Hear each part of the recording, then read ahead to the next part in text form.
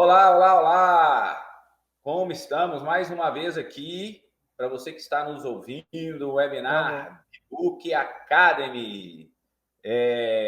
Estamos hoje com essas figuras aqui, RM Seniors excelente, Juan Andrade, André Bustamante, todos os dois com uma carreira na hotelaria, né, extremamente de êxito, né? E assim, RM sêniors de qualidade que tem realizado resultados para aqueles hotéis, redes, enfim, por onde passam, por onde ficam. Fala para a gente, Juan, seja bem-vindo mais uma vez. Eu acho que é o terceiro ou quarto, né, Juan, que a gente está fazendo. Eu acho que é o terceiro. Se eu não me engano, é o terceiro. André, o seu é o primeiro, né? Muito obrigado Meu por estar primeiro. aqui com a gente. Isso, de muitos, de muitos. Vamos lá, vamos falar, Juan. Hoje está como gerente de RM distribuição no Windham Gramado Termas, né, Juan? Isso Enfim, aí. passou mais de 15 anos atuando com Revenue Management e na área comercial, diretor de Revenue Management, o último diretor de grandes redes nacionais e internacionais, como Deville, GJP, o Wish, Bourbon, Accor, o Windham, um histórico sensacional. Vai contar para a gente um pouquinho mais aqui. Hoje a gente vai bater papo, falar de cases, né, coisas, casos engraçados de RM. Vamos divertir um pouquinho hoje. E aí a gente depois vai ter um webinar sobre o real papel do RM. Aí a gente vai falar mais sobre a questão do RM, como o RM está sendo, o profissional do RM está se comportando hoje no mercado, a visão, a proposta de valor, o que é realmente o RM. E André Bustamante hoje é Revenue Manager da rede de hotéis Deville, né? E do Marriott São Paulo Airport. Na verdade, você está trabalhando como RM em 2 hotéis simultâneos. A gente, na verdade, a rede tem 9 hotéis no total, né? O Marriott é uma propriedade Deville, operação Deville, com uma franquia da marca, né? Internacional. Pouca gente sabe disso, mas a Deville está aí há tantos anos no mercado, aí, completando 50 anos esse ano, e o Marriott Aeroporto Guarulhos está sob nossa gestão. Sensacional. Também há mais de 20 anos no mercado hoteleiro, com experiência em operações, reservas, comercial. Você começou por onde, André, na hotelaria? Conta pra gente aqui. Como é que foi o início seu nessa carreira de 20 anos na hotelaria?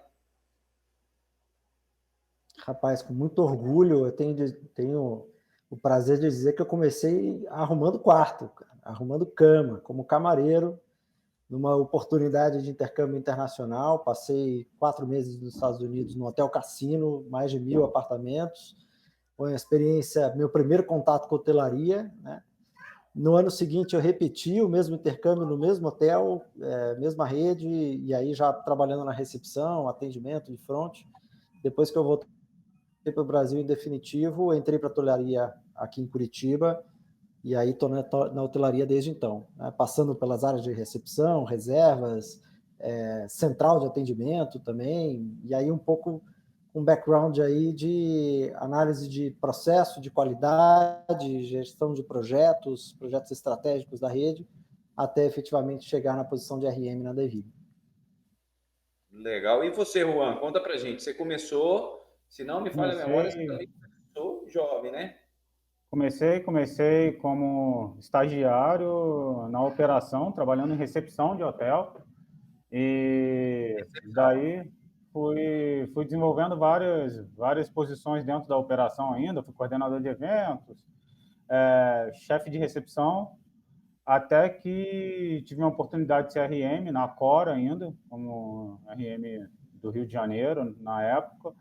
E de lá fui passando por várias redes, da Accor, fui para a GJP, uma primeira passagem, da GJP tive na Deville lá como RM, onde eu conheci o André.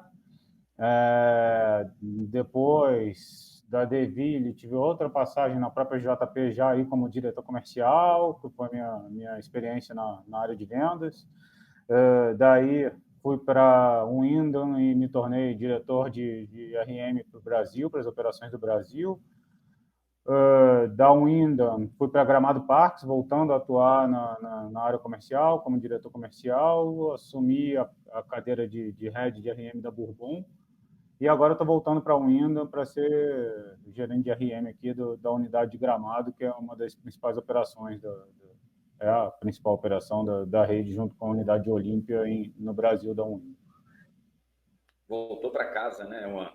E me conta, exatamente o que levou você depois da recepção, assim, teve aqueles... Diz que a hotelaria tem um mosquitinho que pica a gente não larga mais, né? Exatamente. Enfim, todo mundo fala isso e é verdade, vira meio uma cachaça. Depois da recepção, como é que foi aquele estalo, assim? Vou caminhar, vou para a área comercial e chegar no RM. Conta pra gente aqui um pouquinho dessa história.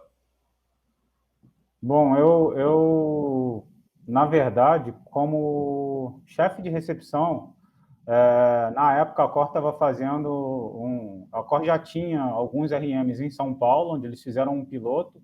A Cor foi a primeira rede a fazer RM em hotel mid-scale. Até então só existia essa prática nos grandes hotéis de luxo das bandeiras internacionais, Marriott, Hilton, Hyatt. E a Cor começou a fazer um piloto em São Paulo e depois escolheu algumas praças estratégicas para poder expandir essa prática de RM em hotéis mid-scale na época, que eram Mercury, basicamente, Novotel, em 3 praças que, se eu não me engano, eram Belo Horizonte, Porto Alegre e Rio de Janeiro. E aí tinha uma pessoa responsável, que é o atual diretor de RM América Latina da Accor, Guilherme Marques, que era responsável por treinamentos na época. Ele foi para o Rio de Janeiro dar um treinamento na minha unidade sobre RM. E na época, eu lembro até hoje, assim, como eu fiquei empolgado com aquilo, assim, eu falei, nossa, dá para fazer igual companhia aérea, cara, quando o hotel tiver mais ocupação, dá para cobrar mais caro, tipo, é genial isso. E, tipo, me encantei de tal maneira que eu me empolguei tanto no treinamento que depois veio um convite para o CRM. De tão bem que eu tinha ido nos exercícios do treinamento e etc. Então, a RM tinha implantado no Rio de Janeiro, foi para São Paulo para trabalhar na sede da Accor, e aí eu fui convidado para ficar na posição dela como RM dos hotéis do Rio. E aí foi, tipo, paixão à primeira vista, assim, uma coisa que eu me encantei de tal maneira com esse mundo de estratégia e da melhor comercialização possível, que nunca mais consegui sair desse caminho, assim, nem pensar em ser gerente geral, etc. Isso tem 15 anos. 15 anos. O Jefferson trabalhava lá, eu tive um webinar, a gente bateu um papo longo, o Jefferson contou a história dele toda, foram 40 minutos, foi muito legal. Quando for pro ar, eu acho que deve estar indo pro ar, se já não foi. Mas, cara, foi muito legal o papo, cara. O Jefferson é um dinossauro da hotelaria nacional, né, cara? E foi lá que eu conheci ele era diretor comercial e eu era RM. Aí, isso. Ele contou, Exatamente. então, na verdade, esse ponto ele deixou até claro, essa questão do RM Scale. E é interessante, né, Juan, porque às vezes a gente escuta, André, propriedades de luxo falando que RM não é para o luxo. E o RM, na verdade, nas grandes redes começou no luxo, né? A flutuação, enfim, na verdade, é a entrega do preço certo, na hora certa, para o cliente certo, né? Enfim, a gente vai falar muito sobre isso aqui ainda. Mas vem cá, Juan, em cima do tema do que a gente vai falar, do papel do RM, já puxando a sardinha para o próximo webinar nosso, que a gente vai falar mais da questão técnica, etc. O que era o treinamento lá na Accor, há 15 anos atrás? Você era um fazedor de planilha ou você realmente podia montar uma estratégia e definir a distribuição?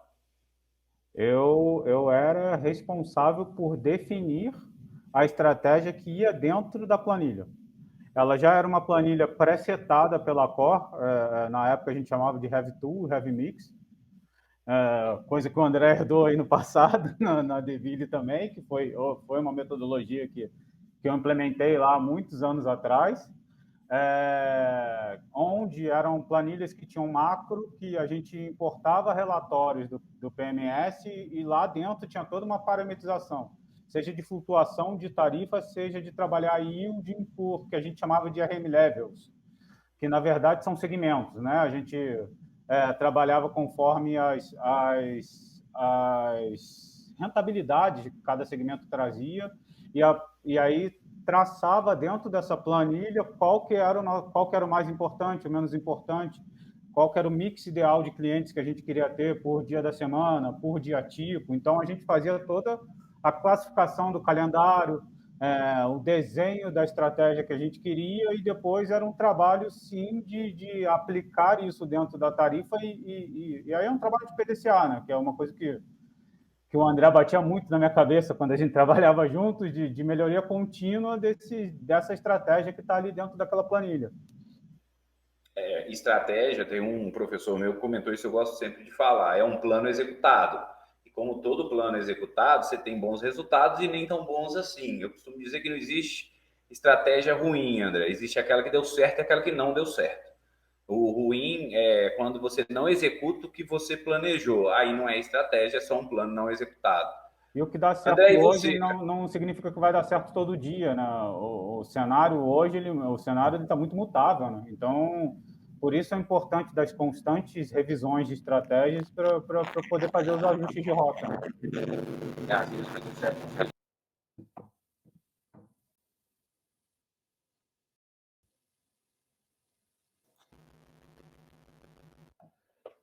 Parou o som para a gente aqui.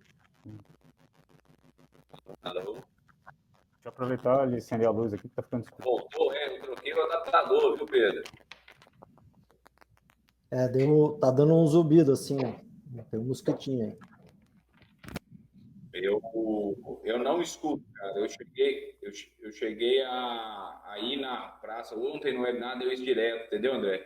O Pedro me chamava aqui, e a gente tinha que parar mesmo. Não sei, comprei esse microfone exatamente para tirar o eco, parece que melhorou o som, porque minha sala é um vazio. Eu botei esse painel aqui atrás para melhorar o eco, e mesmo assim, agora veio esse zumbido aí. Falta você fazer uma pintura igual o Pablo. Fala, qual é a música, Pablo? Vamos lá, André, vamos voltar. Pedro, melhorou aí? Tá de boa? Eu vou tentar fazer o mute, que aí, se eu mutar, o problema é que ontem também eu fui fazer o mute, aí eu esqueci de mutar. Mas vamos lá. 1, 2, 3. André, e você? Conta pra gente, cara. Que experiência legal, hein? Camareiro no Hotel Cassino em Las Vegas, né? Que legal. E depois... Queria eu que fosse, mas não foi. Foi numa cidade do interior de Nevada. Ah, tá. Próximo. Deu para ir lá. Vamos lá, conta pra gente. E RM? Como é que apareceu o RM na sua vida, velho? Então, é até curioso porque as nossas histórias se cruzam, né? A minha do Juan, porque como o Juan disse, teve a passagem pela Deville, e eu estou indo agora em maio para 16 anos de Deville, e eu entrei como coordenador da central de reservas, né? E acho que 1 ou 2 anos depois, a Deville estava em processo de implantação de novo PMS, e junto com isso começou a perceber que quando a gente começou a mexer no sistema que mexe em processo, a empresa se dá conta que não tem padrão de processo nenhum, né? Então tinha hotel que cobrava o hóspede no check-in, tinha hotel que cobrava só no check-out, e aí nesse meio do caminho a empresa, digamos, descobriu esse buraco, né? Essa dor gigantesca de falta de padronização, e aí naquele momento precisavam de alguém que desse esse suporte para a implantação de PMS, mas que ao mesmo tempo já tentasse fazer essa ponte com padronização de processos, normativas e procedimentos operacionais como um todo. E aí a rede investiu num trabalho de consultoria para mapeamento de processo e padronização geral. Foi aí que eu migrei de área, e nesse trabalho todo, que eu fiquei aí acho que uns 5 anos, eu circulei pela empresa inteira, né? E aí cada vez mais assumindo outros desafios, até o ponto de chegar a gerenciar alguns projetos estratégicos também. Que é parecido até com a história do Cristiano, tá? Mas, enfim, eu acho que em dado momento, quando eu voltei, na minha segunda passagem pela Deville, a minha grande missão que eu tinha, o André já tinha implementado com a controladoria um BI de financeiro. Tá? Então, o grande desafio era desenvolver um BI com KPIs de vendas em geral, né? Tipo, não só de RM, mas também de vendas. E o André foi, tipo, meu parceiro ali, eu falei, estou imaginando algo assim. Aí ele vinha com uma mudança de cenário, de aprofundamento das coisas e de melhoria, ele é super detalhista. E aí, depois que o negócio ficou pronto, ficou um negócio assim, tipo, genial, que até hoje eu não vi nada igual em lugar nenhum, assim, em todas as redes que eu andei. E com isso, quando depois eu acabei indicando uma pessoa para ser gestor de RM lá, essa pessoa faleceu enquanto trabalhava lá, e depois a cadeira ficou vaga de novo. Eu falei, André, vai que é tua, cara. Tipo, você tem um perfil totalmente com uma visão extremamente analítica, que eu acho que essa que é a discussão do papel do RM hoje, entendeu? Não é mexer em Excel. É você ter uma capacidade de pensar KPIs, de como você vai extrair o melhor resultado daqueles KPIs, entendeu? Que era uma coisa que eu via muito nele, e para mim hoje é um RM referência de mercado, assim, dos que eu conheço. Ao ponto que eu falei, não, cara, você é o cara que eu quero ter essa discussão. Entendeu? Tipo... Mas vamos lá, o André, Juan, ele deu uma deixa que foi sensacional, inclusive foi o tema de um webinar nosso com uma equipe de desenvolvimento da nossa inteligência artificial aqui no Bbook, que foi o ponto, foi muito legal quando você fala da organização de processos para conseguir extrair dados e análise. Quer dizer, a dor que vocês tiveram lá atrás é uma dor que a gente tem aqui todo dia quando a gente bate no banco de dados de um hotel, assim. E o mais interessante é relatado uma rede, né, do tamanho da Deville. Enfim, eu não sabia que o Mérito Apple era administrado pela Deville. Enfim. Propriedade, né? Propriedade. Só a marca. Então, o fato é que quando a gente vê isso em grandes redes, né, e a preocupação de padronizar processos, a gente pega isso aqui muito em hotéis independentes. E é interessante porque a hotelaria, a gente está discutindo isso, né, Juan? O PMS já é diferente. Quando você pega no varejo, na indústria, você tem um ERP, um gestor de recursos. Quando a gente fala de gestor de recursos, é simples. Tem um estoque, pode ser de matéria-prima, pode ser de produto acabado, se é indústria ou se é varejo, e ele é vendido. A hotelaria não. Uma propriedade, você tem 10 PDVs. Um hotel Deville gigante, eu conheço, por exemplo, em Salvador, já fiquei lá. Pô, você tem ali uma infinidade de PDVs para poder analisar e trazer total revenue, enfim. Então, o sistema chama PMS. E a falta de padronização, e a gente já falou de escassez de mão de obra, cara, a hotelaria é um universo que ela demanda isso com critério. E a gente que trabalha do lado de cá com tecnologia, quando a gente bate no banco de dados e tem um monte de garbage in, os KPIs saem garbage out. Quer dizer, se a entrada não presta, a saída não vai ser coisa legal. E o que a gente mais vê isso no dia a dia é a leitura de relatórios. A gente tem alguns concorrentes no mercado, Bbook, que leem relatório. É uma integração muito rápida mesmo. Com uma semana o cara está lendo o relatório. Mas será que ele está lendo o que é realmente que está na casa?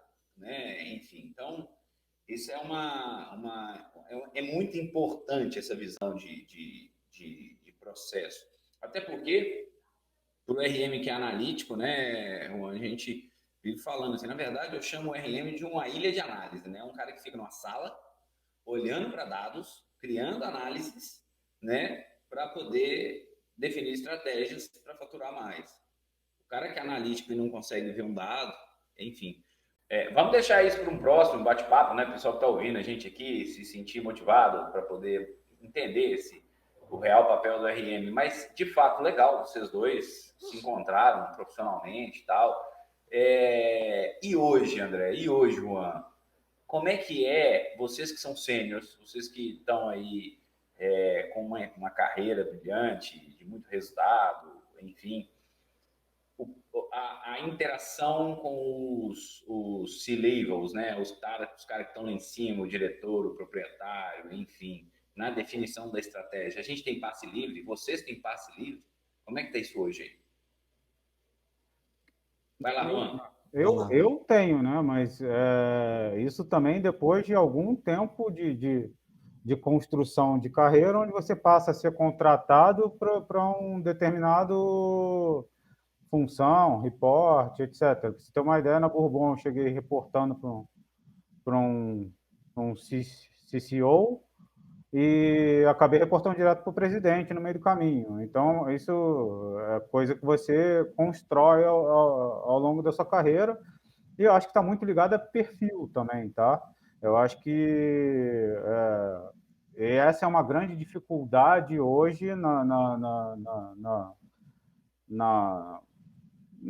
em achar, né, em garimpar mão de obra para cargos específicos de gestão, de alta gestão de RM, são profissionais que tenham a habilidade de analítica e a capacidade de relacionamento interpessoal e negociação, de maneira a ocupar aquela cadeira e conseguir defender os pontos importantes para que aquela cadeira exige, né? O que eu costumo falar? Eu vejo muito RM hoje aí, até ocupando cadeiras pesadas, que são muito bons de análise. Mas o meu questionamento sempre para eles é, cara, e aí? E o Heavy Par Index? O que adianta? Você está aí elaborando um monte de coisa, um monte de análise, um monte de dashboard bonito, mas eu estou 20 pontos percentuais na sua frente, no Heavy Par Index. Então, assim, para mim, nada adianta esse monte de dashboard bonito, KPIs interessantes que você elaborou, se você está deixando dinheiro na mesa. Eu acho que o papel principal que o RM precisa ter em mente é não deixar dinheiro na mesa, seja em ter a agressividade e a coragem de, muitas vezes, dar autonomia lá para o comercial. Olha, aquela data é uma data de forecast de baixa ocupação. Se tiver de possibilidade de grupo lá, você nem me pergunta a tarifa, você bota para dentro que depois a gente flutua. Entendeu? Tipo, e vamos lá, entendeu? Vamos pensar no heavy par. Não sou defensor da diária média ou do KPI bonito que vão me cobrar lá na hora de pagar meu variável. Eu sou um defensor do resultado geral do empreendimento. E eu acho que é esse tipo de atitude que falta muito hoje no mercado, assim, RM de atitude, sabe? O que eu mais sinto falta na hora de contratar. Conheço, acho que alguns que cabe numa mão aí, que eu falaria, esse cara é punch como RM. Tem coragem e fé na estratégia. E aí, André? Eu concordo com o Juan. Conta pra gente. Aqui é interessante porque a relação na Deville, né, com C-Levels, ela foi construída, no meu caso também, desde antes de RM. Né? A minha trajetória com gerenciamento de projetos estratégicos, com plano estratégico do grupo, intermediando conflito entre áreas diferentes, né, com interesses diferentes. Então, eu acho que quando eu cheguei em RM, a minha trajetória de 16 anos de Deville, né, na época com 11 anos de Deville, ela já estava meio que construída e a base de relacionamento, né, de confiança, ela já existia há muito tempo. Né? Tanto é que a empresa também apostou para eu ir para a cadeira sem ter passado nunca por essa experiência. Né? Então, foi uma troca interessante. E aí, hoje, na posição atual, sim, a gente também tem a autonomia, né? A gente, como diria o tio do Homem-Aranha, né? Com grandes poderes vem grandes responsabilidades, né? Então, se você tem autonomia, você também tem que responder pelos resultados, né? Então, foi uma troca interessante porque a empresa depositou essa confiança e essa esperança de vai lá, eu quero que você tente, eu quero que você erre mesmo, e a gente não vai acertar todas, mas a gente só tem que acertar muito mais do que errar. Né? E quando a gente errar, a gente tem que construir junto esse ciclo de melhoria, de oportunidades. Então, aqui a relação ela é baseada nesses resultados, né? O que a gente entrega no final das contas. Então, se a gente é um gerador de resultado positivo, e não vou falar só de faturamento, de rentabilidade principalmente, você vai gerando credibilidade. E credibilidade você gera com resultado. Eu concordo com o Hans, sem dúvida alguma, você gera com atitude, e você gera, evidentemente, também com a coerência daquilo que você fala com aquilo que você faz.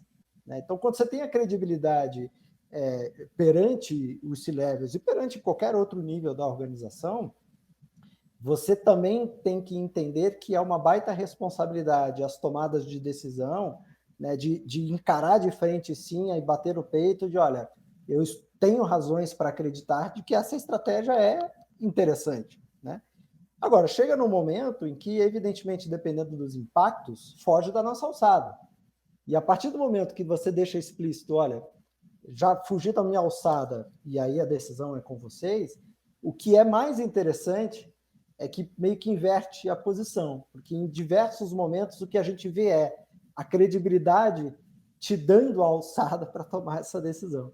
Então, baseado nos resultados que você está entregando, cada vez mais você vai conseguir ter a credibilidade, a confiança do CEO, dos C-levels em geral, de que, cara, esse cara, né, sabe o que tu está falando, tudo bem, pode não dar certo, mas eu confio, né, aposto as minhas fichas que pode funcionar. E a gente estava falando mais cedo, só para encerrar essa fala, sobre estratégia, e a estratégia, para mim, é interessante até porque, assim, né, o plano estratégico, o papel, aceita tudo. O plano estratégico, ele é muito bem feito, mas, como você disse, Cris, nem sempre ele é bem executado. Agora, quando a gente fala de estratégia, é importante a gente diferenciar, porque uma coisa é, se eu tenho 10 ações que eu estou dizendo que são ações estratégicas para fazer, se as ações dependem só de mim, ou só da minha equipe, ou só da própria empresa, isso é um plano de ação. Não é necessariamente uma estratégia. A estratégia é quando você pensa na consequência da sua ação, no que o outro vai fazer, do que o concorrente vai fazer, o que os clientes vão fazer.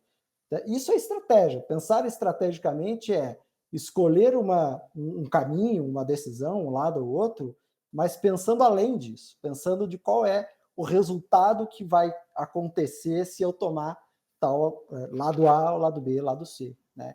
E aí, realmente, é no dia a dia que a gente testa a estratégia de flutua preço, baixa preço, coloca restrição, não, eu vou recusar aquele grupo, não vou recusar. O que o cliente vai fazer se eu botar uma proposta mais alta, com uma gordura para negociar? Ele vai recusar de cara, ele vai querer chorar. Isso é estratégia, né? E a gente exercita ela diariamente. Perfeito, André. Estratégia é um negócio que o livro mais célebre dele tem não sei quantos centenas de anos antes de Cristo, né? Um general chinês, né, que escreveu. Perfeito. Você sabe que eu cresci como RM, na verdade, a minha visão, a minha proposta para me tornar RM foi num hotel que não conseguia resolver seus problemas, um hotel independente de 129 apartamentos, um resort, que não conseguia resolver seu problema de precificação, aquele velho problema de datas especiais acabar vazio e processo, eu nem vou comentar como é que era antes de eu meter a mão lá na área comercial e tal. Mas a gente conseguiu um crescimento acima de 20% nos últimos 13 anos, tá? Depois que a gente implantou a RM lá. E aí que eu tive que automatizar, e a história é essa, eu já contei algumas vezes aqui. Mas aí a diretoria resolveu que a estratégia agora é aumentar a diária média e lá do empreendimento, e eu já não estou mais lá, enfim, sim, mas independente da ocupação, mas está tendo crescimento de faturamento, ela quer ter uma diária média mais nível acima de middle scale, tendendo para um luxo, enfim. Eu provo para ela que ela está perdendo dinheiro, porque a ocupação, os momentos de ociosidade dela poderia estar com valores históricos não está perdendo pouco dinheiro, mas para ela está satisfeita. Então, a gente começa a pensar a nível estratégico em relação a essa questão, e eu vejo muito assim no planejamento estratégico, a visão do dono. Qual que é a visão do dono? Né? E eu acho que isso casa muito, né, Juan, com assim, qual que é a proposta dele para aquela propriedade. Por um outro lado, eu tenho um cliente também, a gente costuma dizer que cliente do Bibook é aquele que quer fazer diferente, aquele que quer crescer, né? E o cara tem 4 propriedades em Morro de São Paulo, tem um heavy par lá de R$500 anual nas 4 propriedades, ele trabalha meio turno por dia, de chinelo de dedo e bermuda. Ele é São Paulo, ele é paulista, mora em Morro tem um tempão. Gente boa toda a vida, assim, amigo pessoal. Eu dei um treinamento lá para a equipe dele, mas ele falou: Cristiano, esse negócio de RM dá muito trabalho, cara. Ele vai para a Itália 2 vezes por ano, então assim, a estratégia dele é continuar com a vida boa dele em Morro de São Paulo, com as 4 propriedades dele. Então, assim, eu acho que é isso, um pouco disso, assim, também. A gente entender o que o owner, né? Assim, enfim, o que o proprietário, o investidor, a administração, stakeholders de modo geral pensa para aquilo dali e conseguir conduzir, né? Bom, muito obrigado por esse papo. Foi excelente ouvir um pouco da história de vocês, Juan, André. Eu falei que ia durar mais de meia hora, olha aí, ó. A gente foi batendo papo e eu acho que se eu deixasse ia mais longe, hein? Porque querendo ou não, enfim, é a vida da gente, faz muito sentido. Obrigado mesmo, André, por estar aqui com a gente. E Juan, mais uma vez, muito obrigado. Tamo junto. Você que está ouvindo a gente aí, não perca. A gente vai falar sobre o papel do RM com esses 2 feras aqui, com muito tempo de hotelaria, hoteleiros RM sêniors, pais da estratégia de RM em grandes redes, grandes propriedades, enfim, no Brasil. Fique sabendo mais. E, ó, se você quiser saber um pouco mais também sobre o Vbook, dá um clique, curte a gente aí, procura, dá um Google, pode procurar Vbook app, a gente mesmo, chama um dos nossos consultores, a nossa equipe de atendimento, vai mostrar para você como melhorar a performance do seu hotel. Valeu? Estamos aqui para isso, é a nossa proposta. Melhorar a performance sua e do seu hotel. Um abraço. Tchau. Obrigado, André. Obrigado, Juan. Tchau, obrigado. Foi um prazer.